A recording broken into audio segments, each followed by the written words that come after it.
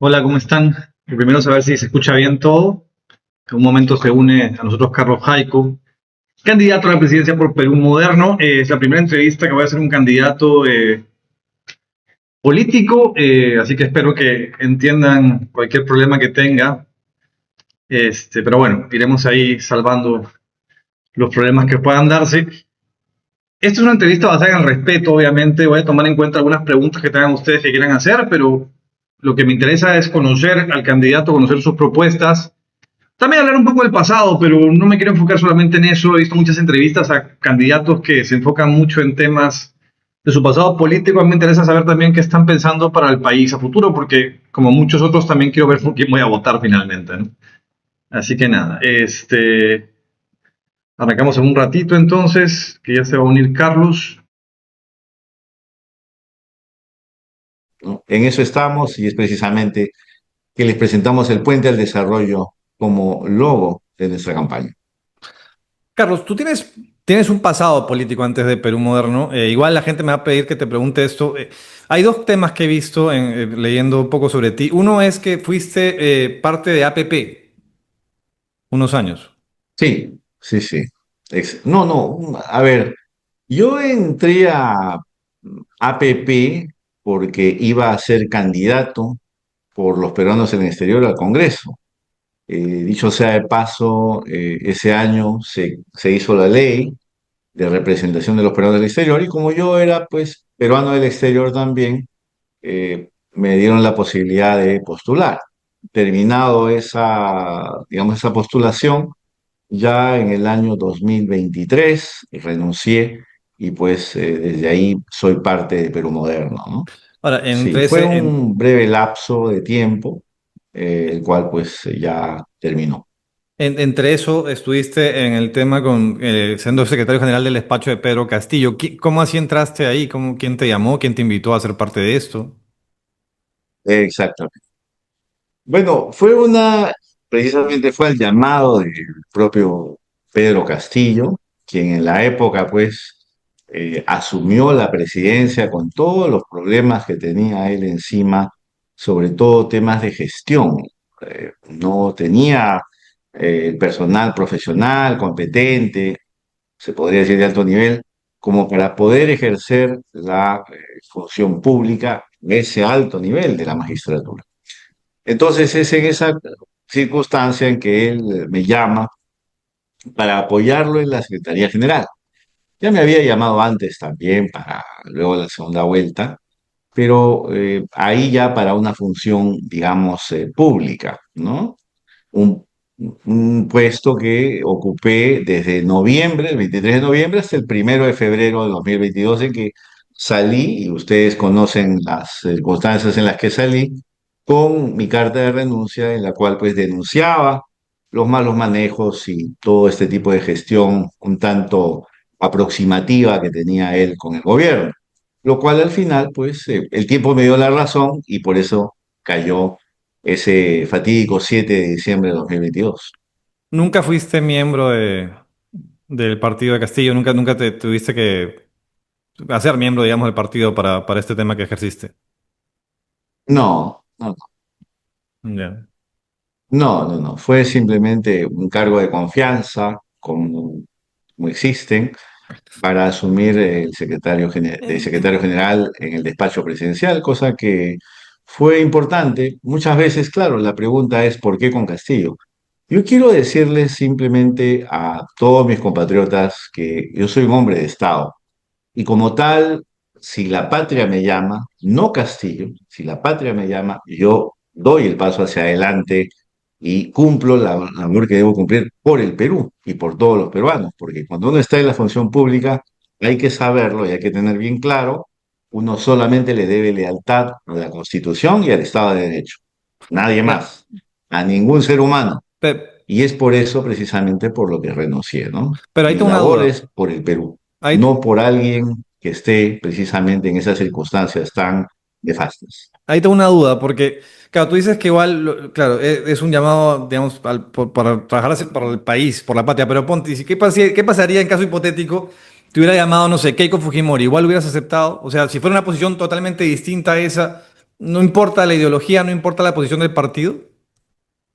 A ver, la pregunta es difícil, ¿ah? La voy a responder de esta manera. Yo creo que con Keiko Fujimori no hubiese tenido la misma predisposición. Y lo digo porque me parece, y es más, ya eso va al convencimiento, de que la señora Fujimori no está pues ahí por las buenas razones de la democracia. A eso me refiero. Y al no estar ahí por las buenas razones de la democracia, yo creo que no podría participar en un gobierno de ella, ¿no? No sería, digamos, es coherente con lo que yo busco para mi país, con la visión de país que tengo y sobre todo lo que podría yo hacer en favor de la patria. Por lo tanto, no creo que hubiese aceptado de ninguna manera. Y con Perú Libre sí, sí estabas más alineado, digamos, afín a lo que pensaban ellos. No, no, hay que saber que cuando yo ingresé al despacho presidencial era el mes de noviembre. No se olviden que el 28 de julio inicia Pedro Castillo y era pues agosto, septiembre, octubre. 3 meses, no era nada prácticamente. Recién estaba empezando el gobierno y pues en esas circunstancias ya se veía las dificultades que tenían ellos para avanzar. Evidentemente, cuando estuve por dentro precisamente, y es ahí donde tomo la decisión de apartarme, de presentar mi renuncia, porque evidentemente no se estaba llevando el país a digamos, a un buen puerto. Se estaba únicamente traficando con las esperanzas del país, lo cual evidentemente para un patriota como yo no es pues dable. Así que como tiene que hacer toda persona de cierto respeto profesional y sobre todo de amor a la patria, pues simplemente retirarse. Cosa que otros no hicieron. Se quedaron, fueron escuderos y hicieron todo lo posible por mantener el fajín hasta el final y lo llevaron a la desgracia que ya conocemos todos. Entonces, esa gente sí creo que es de verdad, si me permite la expresión, genuflexa y gente que evidentemente no le han hecho ningún bien al país. Carlos, y dentro de esa experiencia, como le pasa a muchos otros, ¿has salido de ahí con algún tipo de denuncias? ¿Tienes alguna denuncia actualmente por este tiempo que estuviste? Claro, Sí, claro, no. Imagínense, yo tengo 58 años, les comento. Toda mi vida he estado en el sector privado. Nunca he estado en la gestión pública. Y qué casualidad de que en 2 meses me hacen dos denuncias. ¿Y quién las hace? Sobre todo, las hacen pues los amigos de Castillo, ¿no? La primera, uno por el auto, que dicho sea de paso, es una tontería porque el secretario general, como los ministros y el presidente, tienen acceso a un auto. Es normal, porque la ley de presupuesto lo exige, lo pide, lo da, es ley. Pero evidentemente el subsecretario que estaba dentro de ese grupúsculo trataba pues de amedrentarme y me hizo esa denuncia falsa, ¿no? Que al fin y al cabo fue archivada. Y claro, así es como se hace, ¿no? O sea, es la primera denuncia en mi vida que he tenido, en 58 años de vida. Y luego lo segundo fue por esta famosa reunión con el embajador de España, que fue pedido expreso de Pedro Castillo. sí. Y evidentemente yo como secretario general, yo puedo reunirme con la gente, no hay ningún problema, no hay ningún delito, no hay nada que la ley que diga usted no se puede reunir. Imagínense, el secretario general es precisamente aquel que lleva el mensaje del presidente, así como por ejemplo Trump puede enviar alguien, un enviado especial, a hablar con un funcionario del gobierno ruso, con Putin. No hay ningún problema. Pero acá, evidentemente, eso ya estaba armado de tal manera que a mí, ni bien pues se le dijera eso a un periodista que no tuvo ningún reparo de lanzar una noticia tan absurda y hacer noticia, precisamente para tener la noticia criminis, ¿qué hicieron ellos al siguiente día? Inmediatamente agarraron esa falsa noticia, porque al fin y al cabo lo dejaron al pobre periodista este tirado en el suelo, porque claro, le dijeron, vale la pena explicar esto. Cuando sale esa denuncia de este periodista diciendo Carlos Jaico se ha reunido con el embajador de España, y él dice, en la noche, Palacio de Gobierno va a sacar un comunicado diciendo esto, ¿no? Explicando esto, ¿no? Para que justamente digan que Carlos Jaico lo hizo de manera inconsulta. Ahora, ¿qué pasó? De que pasaron esa noche, pasaron el siguiente día, 2 días, pasado todo el tiempo hasta ahora y Palacio de Gobierno nunca sacó un comunicado. Pero claro, ya el mal estaba hecho, ya lo habían utilizado de, si me permiten la expresión, de tonto útil a este periodista y él ya por apurado y por poco profesional sacó esa noticia cuando en el fondo no había absolutamente nada.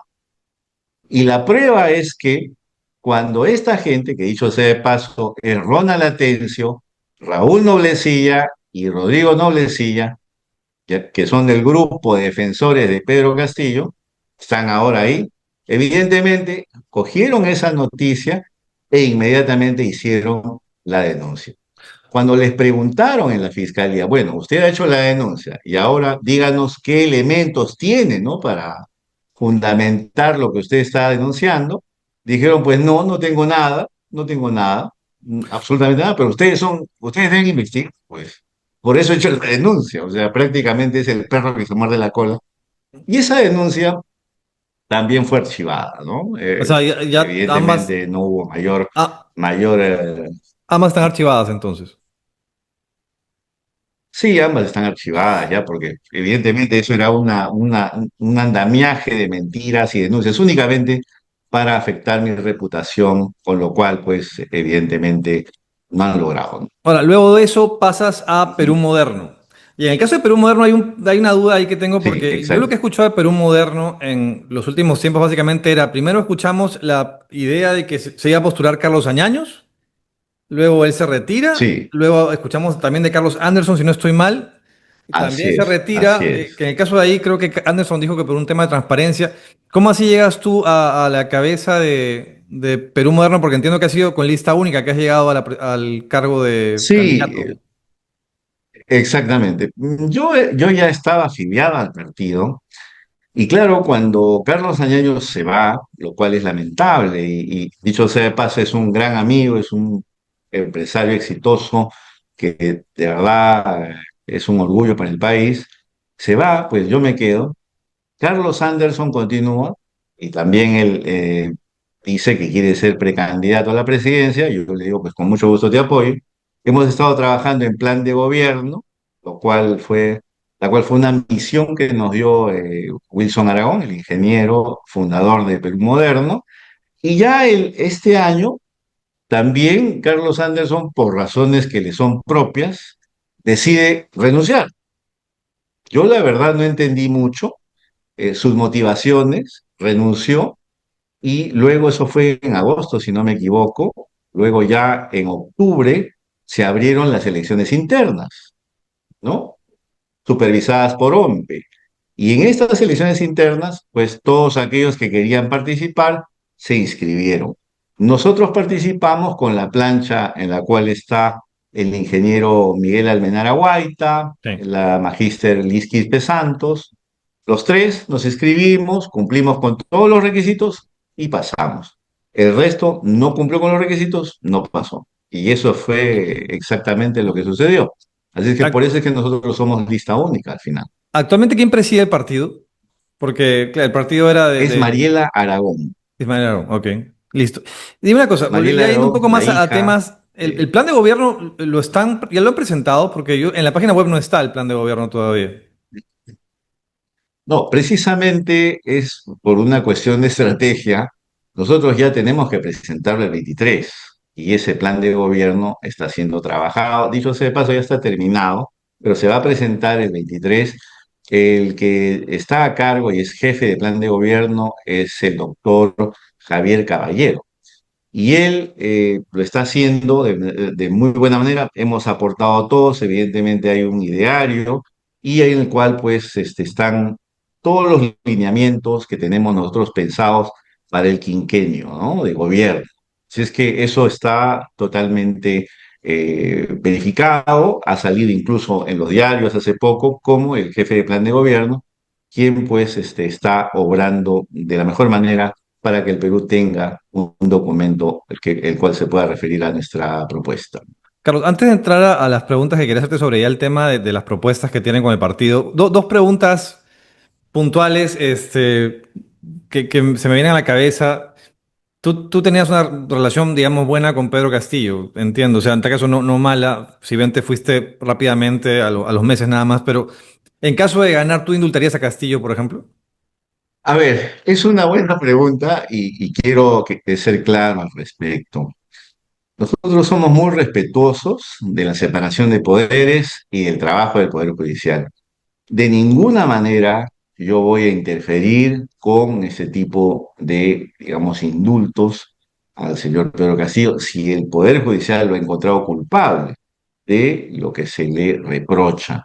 Yo creo que ahí hay que ser bastante respetuosos y no hay que manipular sobre todo estas situaciones. Yo veo que algunos candidatos, por ganarse un poco el electorado de Pedro Castillo, salen diciendo, sí, yo lo voy a indultar, o sea, todos prácticamente, lo cual evidentemente es falso. No lo van a hacer porque simplemente están tratando de ganar un poco de votos y eso me parece lamentable, de verdad. Hay que ser claros, el señor Castillo tiene temas judiciales, los cuales él está llevando adelante, tiene 14 carpetas fiscales abiertas, por las cuales todavía va a tener que responder, pero que la justicia haga su trabajo, yo solamente exijo para él y como para todos aquellos que están inculpados, pues el debido proceso y que haya una sentencia justa, ¿no? Y de una cosa, tú estuviste desde el inicio del gobierno de Castillo, entraste al inicio, ¿no es cierto?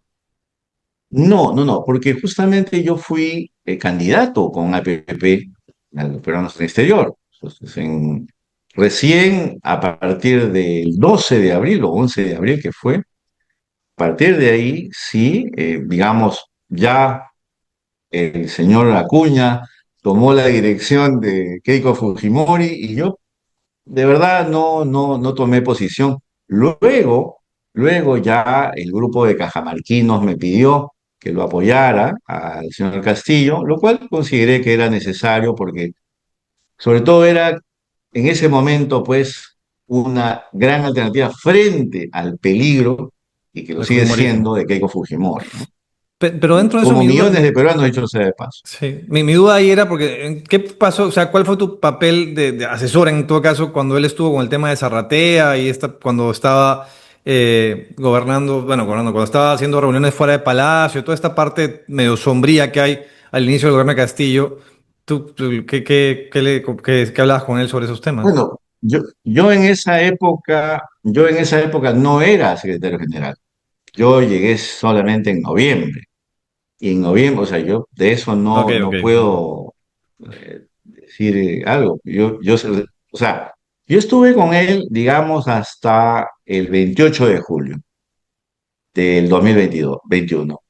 A partir de ahí no me llamó, ya no lo vi y solamente tuve novedades de él en noviembre, Ok. cuando hubo este tema ahí en Palacio de Gobierno, me llamó. Pero a partir de ahí yo no sabía de este tema y no tenía por qué saber los temas de Zamartea, ¿no? Dale, dale.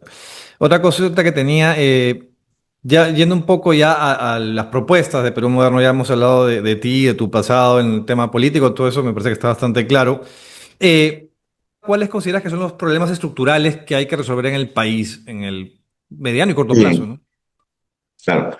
A ver, lo primero creo yo es el sistema judicial. Hay un problema enorme ahí. Tenemos de verdad un sistema judicial que está avanzando mal, con una Junta Nacional de Justicia que no hace el trabajo que debería hacer. Y precisamente, ¿por qué? Porque en el Perú, por ejemplo, no nos hemos dotado de una, si se quiere, Academia Nacional de la Magistratura verdadera. ¿Y Ujú. por qué lo digo? Porque los jueces normalmente que llegan son gente que aprende ahí a ser juez. Da su examen, se prepara por aquí y por allá y al ingresar ingresa un poco más por amiguismo que por otra cosa. Ya lo hemos visto en algunos casos lamentables. Ahora, nosotros proponemos es una verdadera Academia Nacional de la Magistratura que permita que aquel que sale de abogado esté ahí durante 2 años para poder tener esa formación de juez civil, penal, administrativo, que ya vaya orientado. y que evidentemente tenga toda la formación necesaria para poder ser juez. Solamente a partir de ahí, cuando un examen final y se pueda graduar, pues será un juez del sistema judicial nacional. Eso, por ejemplo, no lo tenemos y no hay de verdad un control, un filtro para ver qué tipo de jueces o fiscales tenemos. Y vemos lamentablemente que algunos fiscales pues entran en temas de corrupción y Sí. al final pues todo el mundo pierde la confianza en la justicia y eso es lo peor que le puede pasar a una sociedad. Yo diría que ese es el primer elemento que debemos trabajar. Ahora, para eso necesitas tú un poco el apoyo del Congreso, ¿no? Y ahí bien, Totalmente. o sea, y cómo conseguir el apoyo o sea, en los últimos años los congresos han sido totalmente, fuera de poco técnicos, han sido totalmente en contra de cualquier reforma que sea para el bien del país, en realidad. O sea, han estado en contra de muchas cosas. Claro, lo que pasa es que las reformas que ha querido hacer el Congreso han sido reformas para protegerse ellos del Poder Claro. Judicial, y lo cual me parece pues absurdo también, ¿no? Pero eso cómo Lo que, cambiaría. ¿Cómo podrías tú exacto, hacer que eso cambie? lo único que podemos hacer, y eso es lo que yo haría y pienso hacer, es de que el propio Poder Judicial inicie la reforma con nuestro apoyo, evidentemente. No forzarlo, porque acá hay, ustedes saben, independencia de poderes, y cuando yo veo ahí que el Congreso dice, vamos a reformar, yo digo, pero ustedes reformar. Entonces, no han leído la Constitución, no han leído a Montesquieu o a Rousseau, pero ese es el problema que tenemos en el país.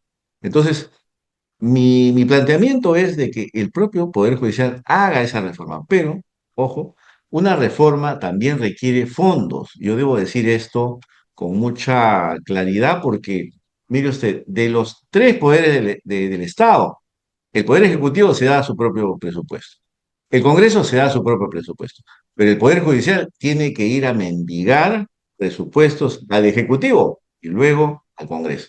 Ujú. Y verán, el 100% que ellos piden, al final le dan ¿cuánto? 50, 60%. Los tienen siempre con lo mínimo.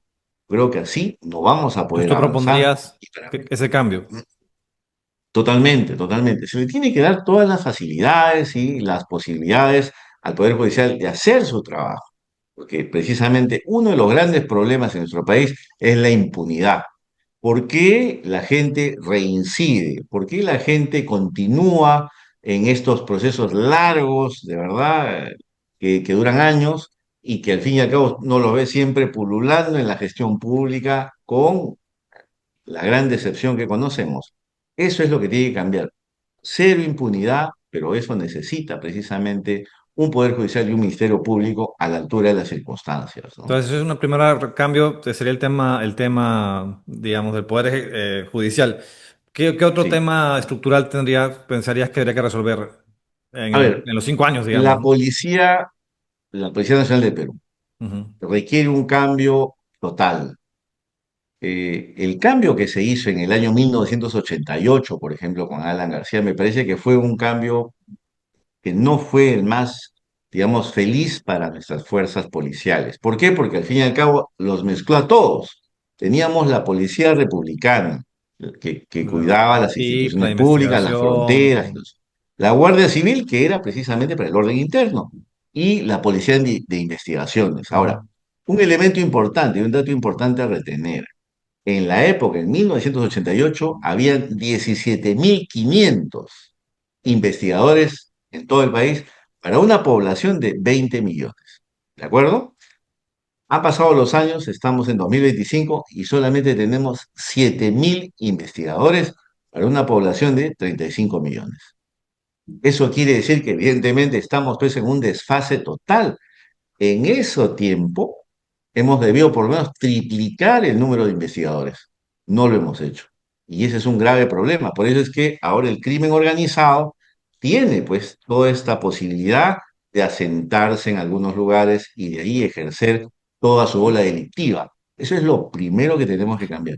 Inteligencia para el país. Entiendo que indirectamente, o sea, lo que estás planteando ahí sería que en el caso del Poder Judicial es un tema de ataque a la corrupción, o sea, porque por ahí un poco, y en el caso de la policía un ataque al tema de la delincuencia. O sea, indirectamente lo Totalmente. digo porque para que la gente le quede muy claro hacia dónde están yendo esos puntos, ¿no? Pero qué están buscando. Entonces Sí, tenemos un tema en el tema, exacto. digamos, de la corrupción, un tema sobre el tema delictivo.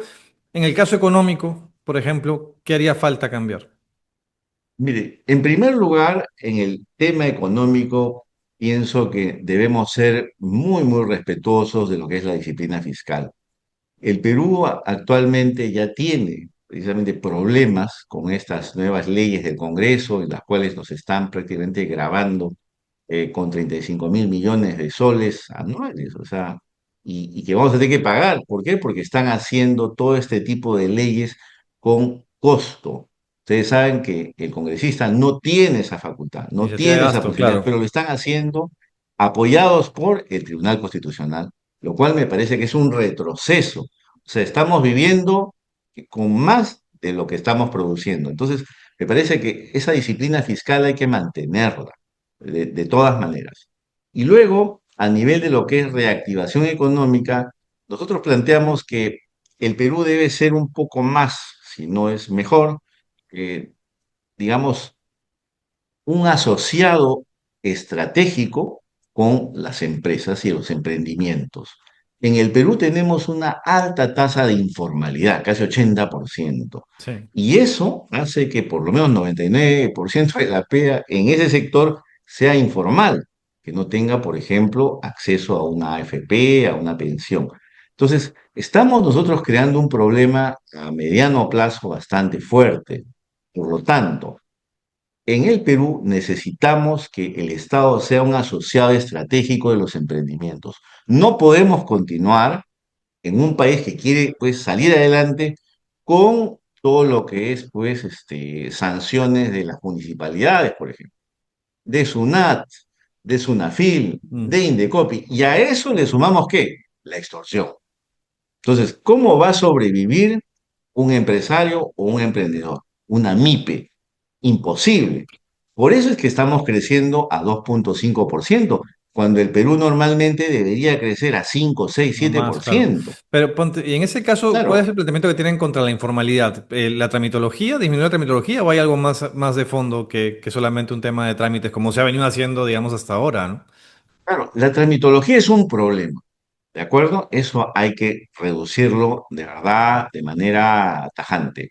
Pero lo segundo también y más importante es de que el Estado llame a los emprendedores, a las MIPES, y haga, digamos, en cierta manera importante y efectivo que ellos estén en la formalización, porque ellos deben encontrar pues una ventaja de estar formalizados. El Claro. problema es que se formalizan, pero inmediatamente les cae pues el golpe. Y Yo, eso no es así, no se formaliza para golpear, se formaliza para precisamente que ellos puedan detonar todas sus capacidades económicas. yo tengo la idea en realidad que además el punto es que, o sea, no hay incentivo, como dices, pero también no hay incentivo para el tema de la formalización porque finalmente los impuestos que ellos están pagando a la SUNAT cuando se formalicen, ¿los ven reflejados en qué? En corrupción, en aumento del Exacto, sueldo de los no hay congresistas, un no hay. intercambio, no hay una retribución y ellos lo ven. Ellos Los quieren ciudadanos ya sus lo ven. colegios, sus hospitales, las calles, la seguridad, pero eso no lo veo. O sea, por ahí creo yo que tendría que ir un poco el tema de formalización, que no sé si los planteamientos, o sea, normalmente siempre se enfocan en un tema de que hay que hacer más simple la SUNAT, pero ¿dónde está el incentivo? Finalmente, eso simplemente es un tema de Exacto, trámite, ¿no? exacto. Mire, hay otras medidas, porque hay que ver el problema de manera global. Y aquí, por ejemplo, los emprendedores no tienen acceso a crédito. Saben ustedes que el crédito, que muchas veces un crédito hipotecario, por ejemplo, es 8%, un poquito más, pero para ellos el crédito es de 50 60% de interés. O Ujú. sea, ¿de qué manera un emprendedor va a poder, pues, sobrevivir? Y hay que saber, por ejemplo, que de cada 10 emprendimientos solamente sobreviven 2 el primer año. O sea, 2 pasan apenas. Y por ahí, el segundo año también ya cesan sus actividades. Entonces, para ellos necesitamos ese crédito semilla de 3% máximo, en que ellos puedan avanzar. Esta experiencia se ha llevado a cabo en muchos países, India principalmente, en la cual, pues, por ejemplo, Yunus, con esta gran experiencia, pudo hacer que los emprendimientos, las amas de casa, por ejemplo, las familias puedan tener un emprendimiento con un pequeño crédito semilla que les permita avanzar. Creo que Ahora, eso es lo principal que debemos hacer. si se han planteado igual programas de créditos para algunos sectores con tasas muy bajas y todo eso. Eso, digamos, se ha hecho desde la pandemia, incluso un poco más en turismo, en otros sectores también. Pero igual finalmente no han tenido los efectos que uno quisiera. No, Pero mi duda ahí es, o sea, en las tres cosas que hemos conversado, por ejemplo, hasta ahorita, y ahí vamos a ir un poco más al tema de los pilares del Partido de Perú Moderno, pero en las cosas que hemos hablado ujú, ahorita, veo que son reformas que sí son necesarias, pero que son, digamos, a más largo plazo, ¿no? En 5 años puede ser que se planteen bien, pero no son como que de respuesta inmediata. Ponte, en los 100 primeros días que tuvieras de presidente, ¿qué cambios esperaría uno ver en acciones más concretas que reformas tan... Pues estamos hablando de temas bueno, estructurales, pero en cambios los 100 concretos. primeros días, lo primero que vamos a hacer es la lucha frontal contra la inseguridad.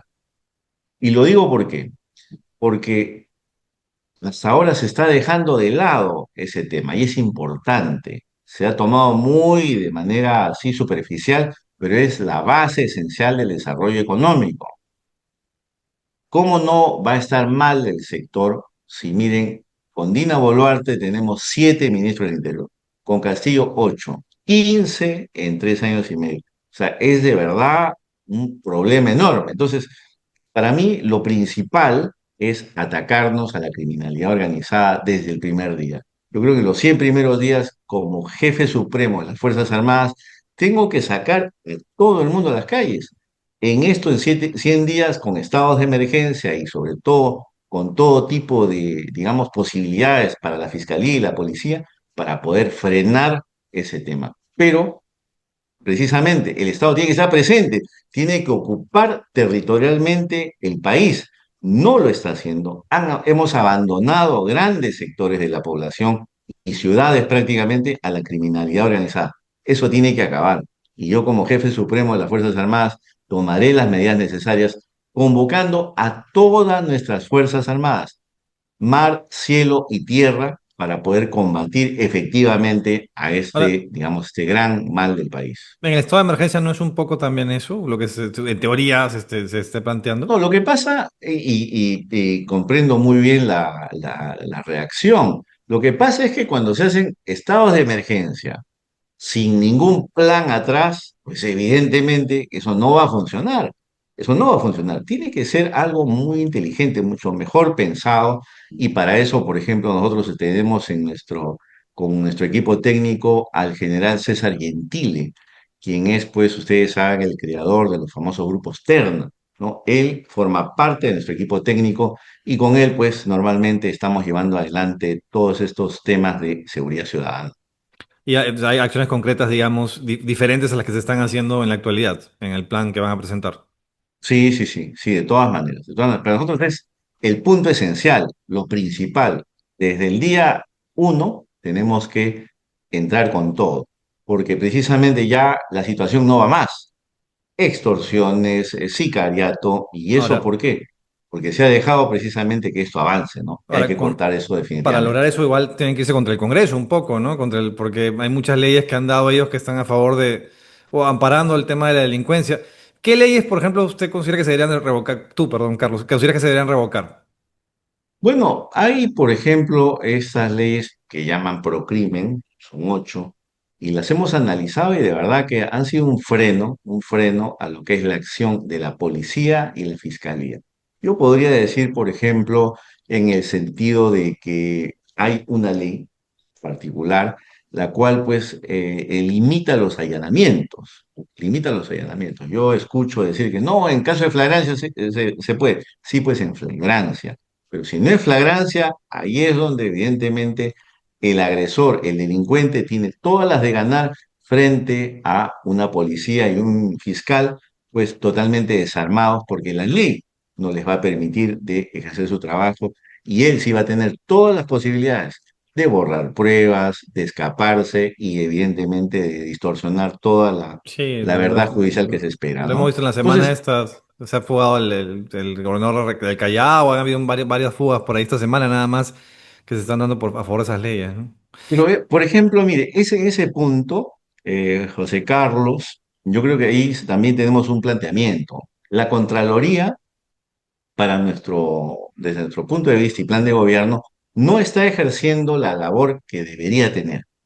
es como un tigre sin dientes la Contraloría, porque solo da recomendaciones, que es un problema. Yo no quiero que la Contraloría dé recomendaciones, yo quiero que la Contraloría no solamente sancione, sino que dé una solución. Ujú. ¿Por qué? Porque mire, tenemos por ejemplo, el alcalde, el gobernador del Callao, perseguido, se va todo. ¿Quién está asumiendo? Está asumiendo, ¿no? El teniente alcalde, otro, el gerente general, por ejemplo, Sí. pero al final el problema es el mismo, no hemos cambiado nada. Es allí precisamente donde la Contraloría debería intervenir, sacar a ese funcionario y poner a alguien de servir. Un gerente profesional, competente, sin nada que ver con lo político, porque es lo que necesitamos. La población requiere una gestión y administración bien, o sea, buena. Pero ¿qué le estamos haciendo? Estamos cambiando papas por camotes, nada más.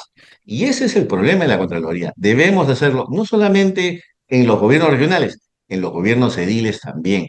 Y es momento de que cambiemos totalmente y pongamos gente competente, a pesar de lo que digan que fue elegido por el pueblo.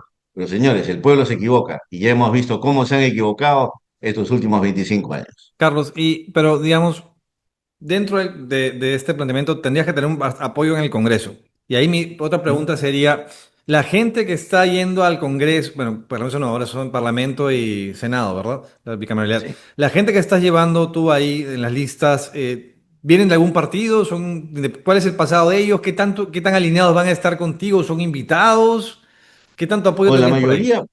la mayoría son de Perú Moderno, otros son también invitados, los cuales han pues dicho que quieren formar parte y estar, y con mucho gusto los hemos recibido y para nosotros es importante, pero todos evidentemente están en línea con el plan de gobierno y con todo lo que estoy expresando ahora, porque es importante que la bancada apoye, ¿no?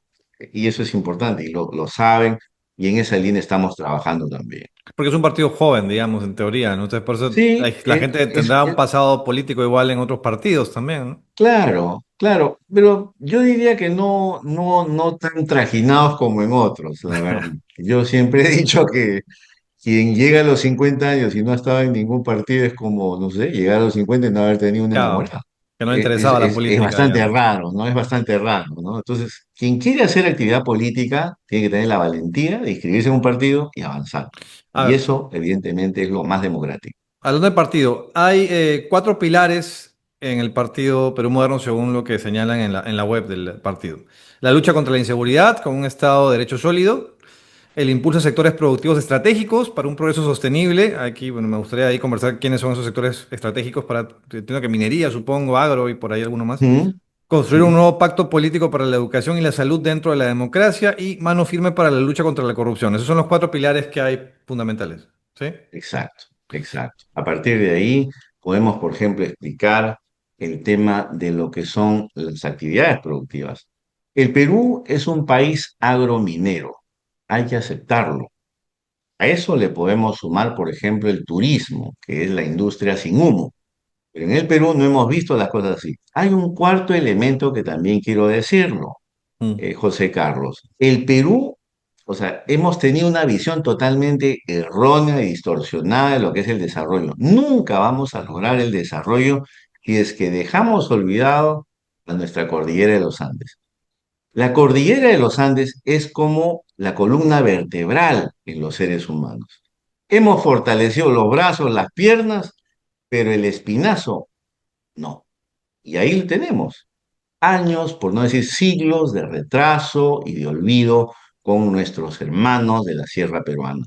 ¿Pero por qué? Porque nos hemos olvidado que somos un país andino y no estamos trabajando eso. Por lo tanto, nosotros planteamos el tren trasandino, aquel que va desde Puno hasta Cajamarca, por toda la cordillera de los Andes.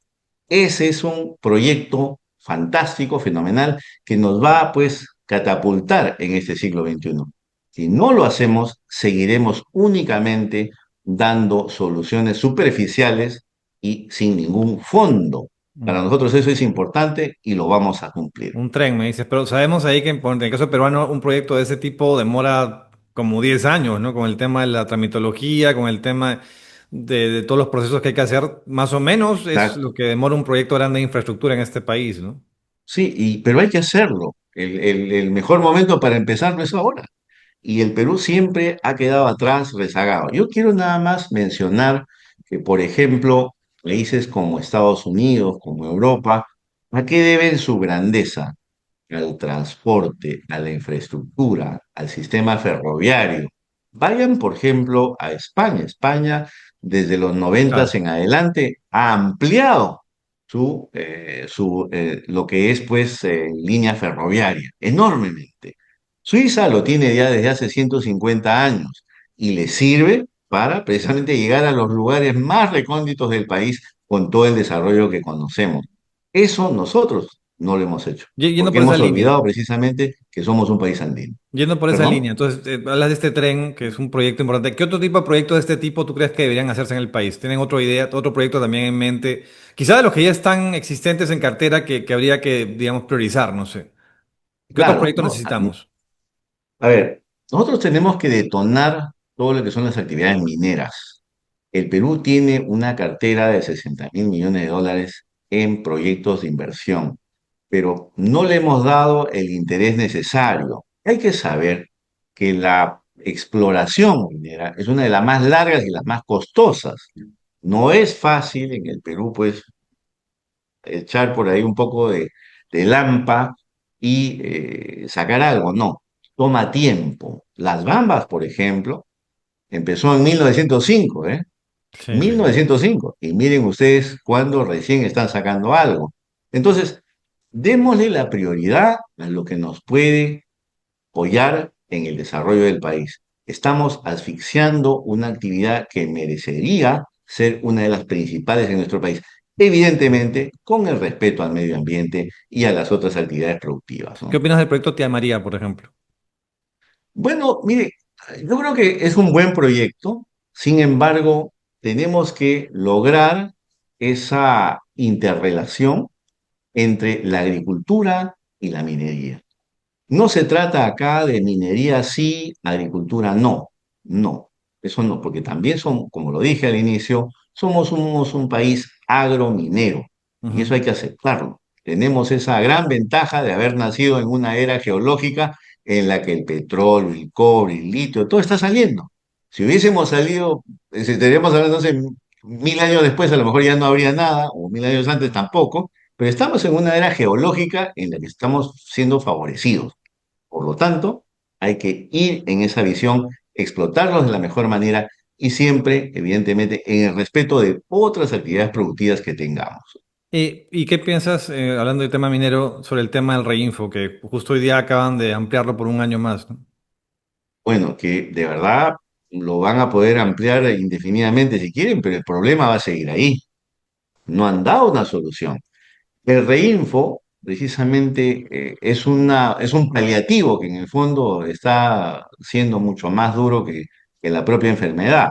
¿Por qué? Porque de los 34.000, por ejemplo, mineros que hay, solamente 64 se han formalizado. Sí. ¿Y qué significa eso? Pues simplemente un fracaso.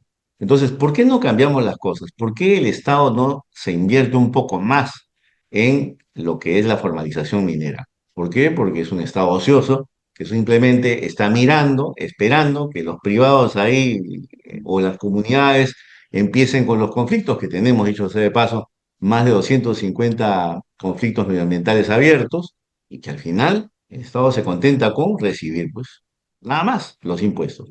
Pero eso no es la mejor manera de avanzar. Hay que apoyar a las actividades, hay que estar cercano con los concesionarios, cercanos con aquellos mineros que yo no diría ilegales, que están ahí, tratan de avanzar en la formalidad, pero que el Estado es tan burócrata que no se lo está permitiendo. Yo creo que eso es lo primero que debemos tomar conciencia y sobre todo erradicar ese tipo de burocracia inútil, ¿no? De una cosa, como Perú moderno, se han pronunciado en los últimos años sobre las cosas que han ido pasando a nivel político. Por ejemplo, han tenido algún pronunciamiento sobre el tema de cómo manejaba las cosas Dina Boluarte, sobre el tema de la vacancia, sobre... ¿Han presentado algún tipo de... Porque no tengo en mente ahorita que recuerde yo, la verdad, en este momento, de un Bueno, planteamiento de oposición fuerte, o por ejemplo, ante lo que pasaba. hemos sido oposición, debo decirlo, hemos tenido debates dentro del partido, precisamente sobre algunas de las nominaciones, ya para empezar, que hacía la señora Boluarte o algún tipo de, digamos, de directivas que daba, lo cual nos ha parecido siempre lamentable. Lo hemos criticado abiertamente. Y eso, por ejemplo, ya veíamos el tema de los bolivarianos, por ejemplo, ¿no? Mire en lo que ha Sí, acabado. Ya sabíamos que eso iba a suceder. Desde el momento en que ella va a darle a su Guayqui sí. 100 millones de soles y todo eso, la verdad para nosotros eso era una manera prácticamente de pues, alimentar ese monstruo de desorganización y caos administrativo y al final las consecuencias es las que hemos visto ahora, ¿no? Yo creo que eso, la señora Boluarte, entre otras cosas, evidentemente ha dejado pues una huella nefasta en el gobierno del Perú. Dentro de eso, tenía una pregunta, ya hablando del partido puntualmente, ¿cómo se define la identidad política de Perú moderno? O sea, ¿qué tendencia tienen? Bueno, nosotros somos un centro republicano, un centro democrático, ¿no? Centro de economía liberal. Pero ¿por qué llegamos a esa conclusión, José Carlos? Que el análisis que hemos hecho del Perú es que somos un país polarizado ideológicamente. Tenemos a la izquierda por su lado, que es un poquito extrema, a veces, por no decir bastante extrema, Mm. y tenemos una derecha que es de verdad bastante aislada y sobre todo muy propensa a pensar en sí misma. Del país, ninguno de ellos nos ha sacado pues adelante, o por lo menos ha permitido que se detonen las fuerzas económicas del país. No lo hemos tenido. Y de esa lucha fratricida es que estamos ahora. Esta es la consecuencia de esa lucha fratricida, que siempre nos están llevando ideológicamente a la izquierda o a la derecha y se están peleando por cosas de verdad insulsas. El Perú necesita precisamente en este momento un centro fuerte. ¿Y ese centro por qué? Porque la falta de agua, todos aquellos millones de peruanos que no tienen agua potable, no es de izquierda o de derecha. La educación, la buena educación, aquella que nos lleve pues en el siglo XXI, no es de izquierda a derecha. La falta de infraestructura no es de izquierda a derecha. Y podría seguir, la salud no es de Ujú. izquierda a derecha. Son cosas básicas en las cuales no hemos sido capaces de dar una respuesta al pueblo peruano. Y eso es lo principal. O sea, acá nos atormentamos con temas ideológicos cuando en el fondo no somos capaces de arreglar cosas básicas, como es el agua potable, por ejemplo. Entonces, la ideología, desde nuestra perspectiva, en el Perú no ha servido absolutamente nada para sacarnos del subdesarrollo. Es más, ha impedido que nuestras fuerzas económicas salgan adelante, de verdad, con una visión de país clara y que permita a todos los peruanos, pues, avanzar. Te lo planteo de una manera distinta. ¿Con qué partido, con qué otro partido sentirían mayor afinidad en todo caso a nivel de planteamientos? Puede ser uno que esté ahorita, uno que quizás del pasado, si quieres, pero simplemente para tener una idea más clara, para que la gente tenga una idea más clara de la postura de Perú moderno. Yo diría, a ver, están postulando ellos ahora, Puede ser del un pasado, si poquito. quieres, para no ponerte en esa situación de por quién votarías, ¿no? Porque no tiene sentido, pero tengo que por ti. Bueno, Pero no del pasado, votaríamos digamos. evidentemente por ellos, pero a ver, yo creo que el PPC tuvo en un momento, digamos, una actitud bastante democrática, sobre todo con Bedoya Reyes, ¿ah? Debo decirlo, un Ujú. gran estadista, un hombre de verdad que tuvo una visión muy interesante para el país. La Vía Expresa es la mejor obra que pudo hacer, ¿verdad? Y hasta ahora todos los limeños y peruanos eh, van por ahí. Pero precisamente ese tipo de liderazgos, debo decir, ya no están, se han acabado. El Perú ha tenido buenos liderazgos, gente de verdad con una visión clara de lo que hay que hacer en el Perú, los cuales ahora pues ya no están. Ujú. Ahora tenemos simplemente personas que tratan de llegar de manera circunstancial al gobierno, al poder, sin tener mayor idea y únicamente de tener el poder por el poder. Y eso evidentemente es una lástima. Para eso ha nacido Perú Moderno y para eso nos estamos presentando en la presidencia. Ustedes señalan en los lineamientos que están, bueno, lo que he podido revisar de que he encontrado todo de Promoderno, la idea de que tienen el objetivo de hacer del Perú un país del primer mundo. ¿Qué implica ser un país del primer mundo para un Perú moderno? Más allá de lo evidente, ¿no? Educación. Educación. Educación del primer nivel. Educación del primer nivel. No podemos avanzar con una educación tal y como la tenemos ahora. Y lo explico brevemente. Nosotros planteamos, por ejemplo, para la escuela secundaria, la nueva escuela peruana, en la cual nuestros jóvenes de tercero a quinto de secundaria ya puedan aprender una formación profesional o técnica. Ellos ya deben saber, deben salir de la escuela secundaria, el quinto de media, con su diploma de estudios secundarios y con su diploma de formación profesional. ¿Para qué? Para que puedan insertarse en el circuito económico. ¿Qué está pasando ahora? Casi 9 millones de peruanos no terminan la secundaria, pero no lo termina porque no es porque no quieran, es simplemente que no le ven la necesidad o no tienen las posibilidades tampoco. Llegan al quinto de secundaria y de ahí tienen que empezar otra vez. 11 años perdidos. Para nada, de verdad. 11 años perdidos. Yo lo puedo decir. Yo en el colegio, por ejemplo, allá en Chimbote, yo era muy bueno en química, en matemáticas, me aprendí la tabla de Mendeleev, los Pero 105 elementos te en hiciste la época, abogado habían después. 105, Te hiciste abogado, ¿no? pero eran, ¿no? Y recuerdo que aprendí electricidad. Me enseñaron electricidad.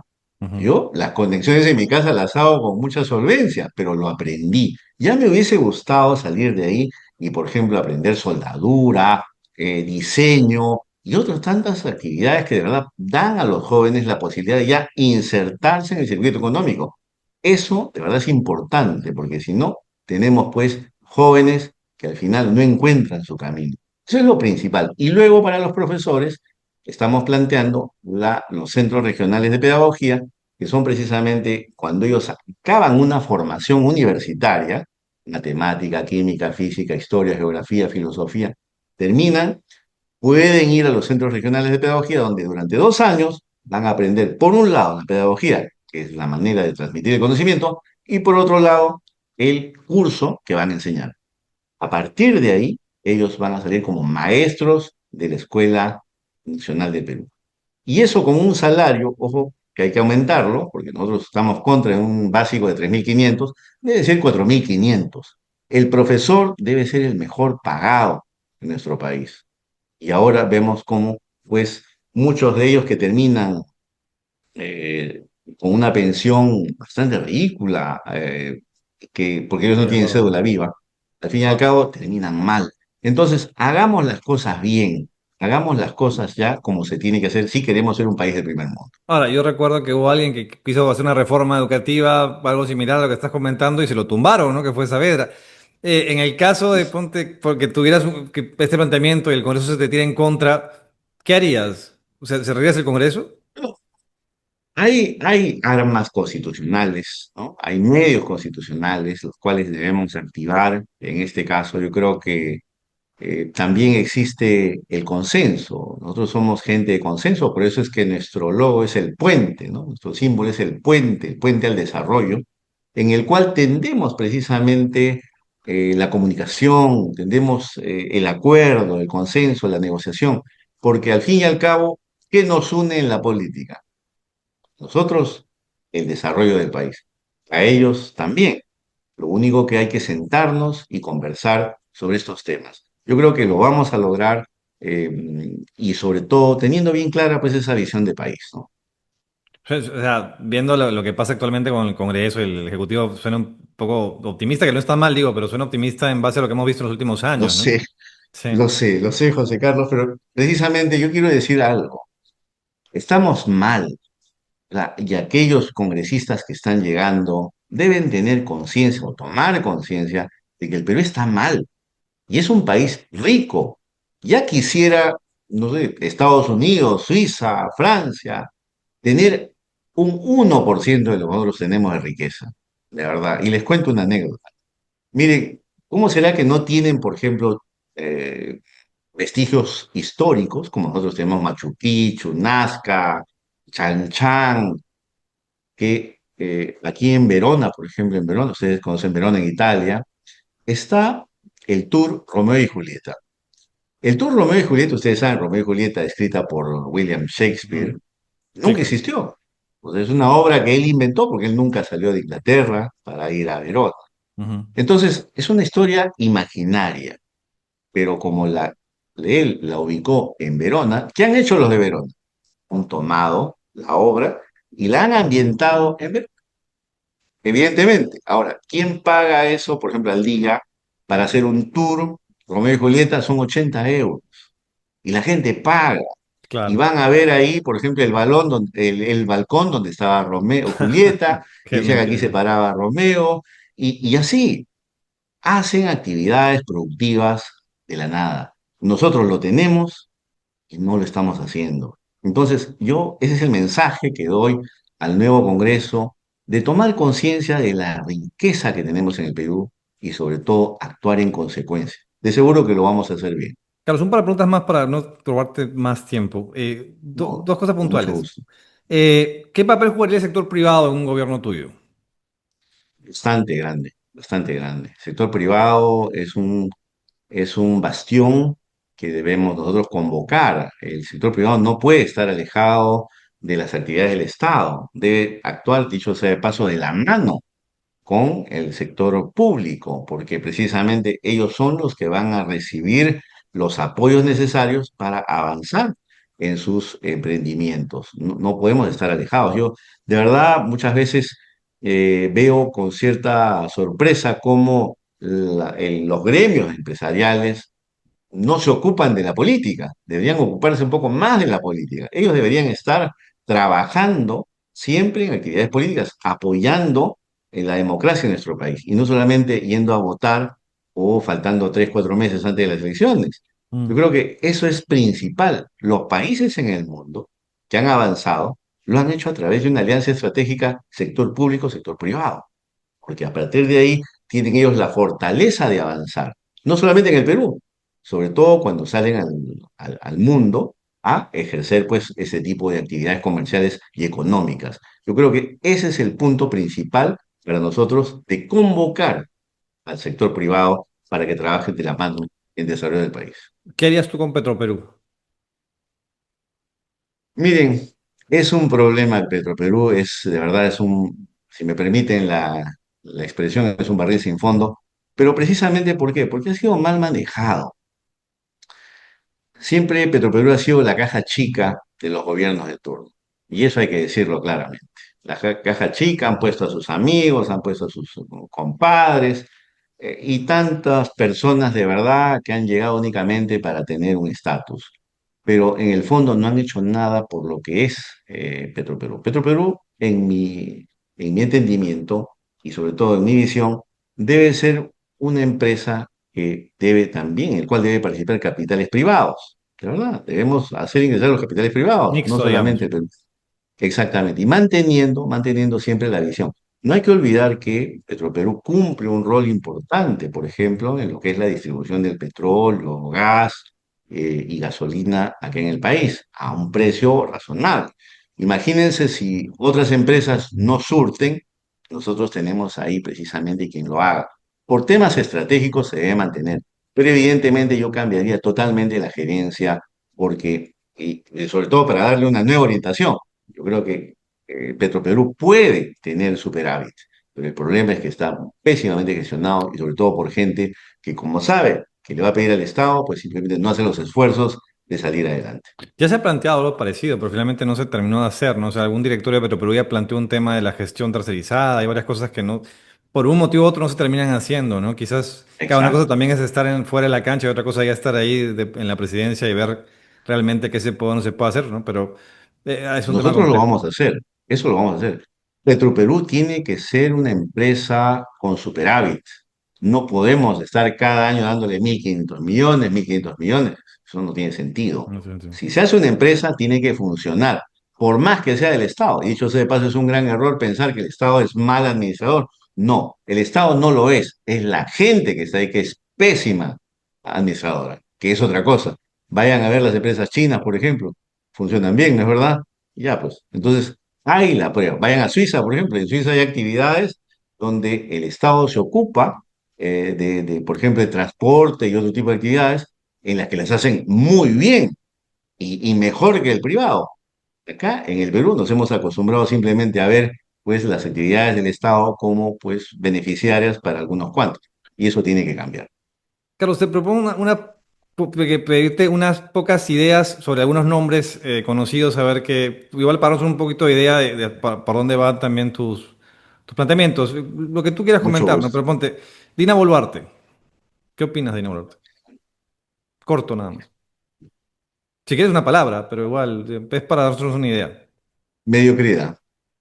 Keiko Eh, Fujimori. Nefasto, nefasto. Para el país, para la democracia. Rafael López Aliaga. Mentiras, mentiras y más mentiras. César Acuña. También ineficacia, ¿verdad? Ha estado en varias gestiones y si uno ve Trujillo, la libertad es lamentable lo que se ve. Carlos Álvarez. Buen humorista, buen humorista, debería López quedarse ahí. Chao. Bueno, es un señor que creo que no tiene las ideas claras, está aprovechando un momento, pero no tiene las ideas claras y es más, me preocupa un poco que tenga todavía esa cercanía o ese pensamiento de izquierda, de lo cual precisamente conversábamos, ¿no? Pedro Castillo, hablando de izquierda. Bueno, una persona que perdió su oportunidad. Cerrón. Vladimir Cerrón. Bueno, él, bueno, yo diría que también es una persona que donde quiera que esté, debe, en primer lugar, rendir cuentas a la justicia. Luego Eh, podemos conversar. Gorriti. Bueno, es un periodista que yo conozco bastante, digamos, influyente, pero nada más. Me parece que es un periodista que hace su trabajo, a muchos no les gusta, pero es así. Es la labor del periodismo, dicho sea de paso. Marcos Cifuentes. Bueno, también Lo mismo. a veces con algunos excesos, pero bueno, ahí está. Ahí está. Mire, todo lo que es periodismo, yo siempre voy a decir, yo prefiero los excesos, nada. De verdad, porque el periodismo es así, el periodismo que molesta, que fastidia, está bien, porque forma parte del equilibrio democrático. Los que están en el poder, incluso los que están postulando, no son ajenos a esa vigilancia periodística. Y yo creo que es bueno, en nuestro país mucho más, con todo lo que hemos visto. Así que bienvenida la libertad de prensa. Y dime una cosa, de todas las cosas que hemos conversado, ¿qué cosa más te gustaría que la gente se quede de idea sobre el tema de Perú Moderno y tu candidatura que no hayamos comentado en esta hora que hemos estado conversando? Yo lo que quiero que nuestros hermanos y hermanas se queden con lo que han visto hoy día es la honestidad y la transparencia de mi candidatura y de quienes me acompañan. Y también un elemento importante, no de voluntad política, sino de responsabilidad política para hacer las cosas que he planteado. Y eso es importante. Hay que tener las cosas claras. Solo así podremos avanzar hacia un Perú del primer mundo. Eso es lo esencial. La seguridad, la capacidad de llevar adelante estas reformas. Y de seguro lo vamos a hacer con el apoyo de todos ustedes. Gracias, Carlos. Me parece un tipo, o sea, creo que he podido hablar contigo ahora muy correcto, le tienes las ideas muy claras. Ahora, siendo honesto y pensando en el circo que se ha convertido la política en los últimos años, no sé si eso es bueno o malo en realidad para llegar al público. No sé, vemos candidatos que en realidad ya en plan de circo, lo cual no está bien para el país, pero sí para sus candidaturas, terminan haciendo brutalidad política y finalmente, lamentablemente, mucha gente vota por ellos. De cara al público que te vaya conociendo, quizás en el debate vas a tener ahí una buena posibilidad de presentar tus ideas frente a otros que no saben ni hablar, pero claro, veo complejo el tema de poder llegar a una multitud más grande de gente cuando ves quiénes lideran las encuestas, ¿no? Bueno, yo creo que las encuestas es la fotografía del día y sobre todo lo que hay, ¿no? Es como ir al restaurante y pedir el menú y decir, bueno, a ver qué hay, a ver, papa a la margarina, el ceviche, nada más. Entre los dos tienes que elegir. Y la gente pues elige en eso. Yo creo que vamos a ampliar el debate, ya poco a poco los hermanos y hermanas peruanas van a conocer de Carlos Jaico, van a saber mi trayectoria, mi lucha contra la corrupción y sobre todo mi recorrido profesional y académico y sobre todo la visión de país que tengo para cumplirlo. Y eso pues es precisamente la mejor garantía de que vamos a un mejor país. Ya arrancaste campaña, entonces vas a comenzar a ir a visitar regiones. ¿Cuál es tu Sí, plan de...? Sí, sí, estamos trabajando bastante acá en Lima, Lima Metropolitana y también con las regiones, organizando todo. Y de verdad que yo debo decir y felicitar a los miembros del partido de Perú Moderno de toda esa voluntad que tienen, esa energía que tienen para salir adelante de verdad y sobre todo creer en un proyecto que es el mejor para el Perú. También a todos aquellos que se están sumando, de verdad, es increíble y muy bueno que las fuerzas nobles del país se levanten y vengan, llamen, participen, y eso de verdad que es muy, muy bueno para la democracia del país y yo les agradezco mucho y llegaremos a Palacio de Gobierno el 28 de julio. Gracias, Carlos. Te agradezco. Eres el primer candidato que estamos entrevistando aquí en el canal, el primero de varios que espero. Pero te agradezco porque se nota que eres una persona bastante dialogante y eso es importante en este momento en que la gente no sabe conversar. Se agradece mucho ese tema. Y nada, suerte con la campaña y ya estaremos viéndote y leyendo las cosas cómo te vayan yendo. Muchas gracias por estar aquí y gracias a todos por acompañarnos el día de hoy acá con Carlos Jaico, candidato de Perú Moderno. Muchas gracias. Muchas gracias.